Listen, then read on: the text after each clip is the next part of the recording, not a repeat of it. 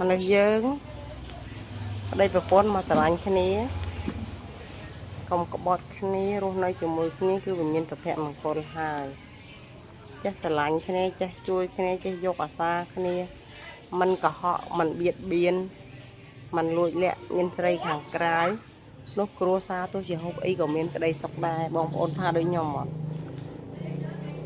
ហើយទោះជាយើងមានតែបើយើងលួចក្បត់គ្នាទៅវិញទៅមកទីបំផុតអត់មានអនាគតទេហើយក៏អត់មានក្តីសុខដែរ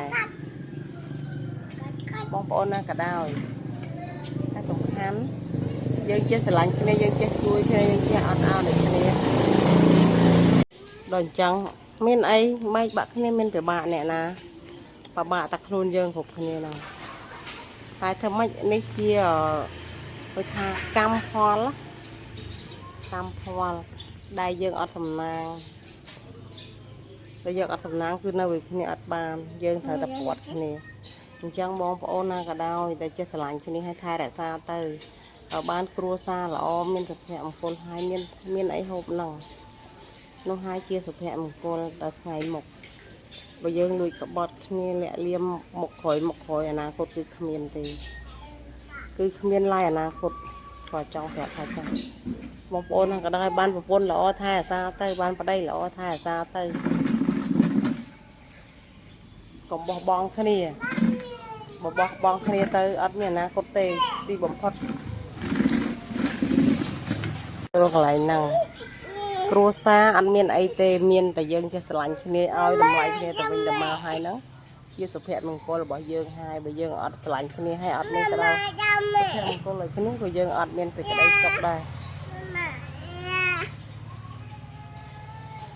ចឹងបងប្អូនត្រូវយល់ហើយហ្នឹងអនាគត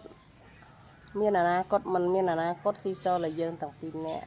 បើយើងចេះអធិស្ឋានឲ្យគ្នាអត់ឱនឲ្យគ្នាបើបានជាចាប់ដៃគ្នាហើយរកអនាគតទៅមុខរបស់យើងខ្លួនការទេដែលយើងចេះស្រឡាញ់គ្នារហូតដល់ចាស់បាត់ចាស់វិញទៅបើយើងជន់ចាប់ដៃគ្នាហើយចេះថែអាសាចេះស្រឡាញ់គ្នាឲ្យស្រង់vớiគ្នាទៅ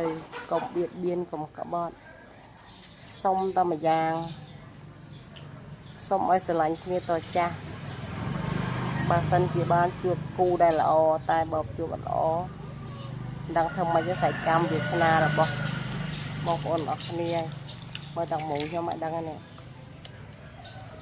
ម្នាក់ឯងមិនដែរស្រួលទេពិបាកហត់លឿយតែធ្វើម៉េចនេះជាកម្មផលរបស់ខ្ញុំអរគុណច្រើនបង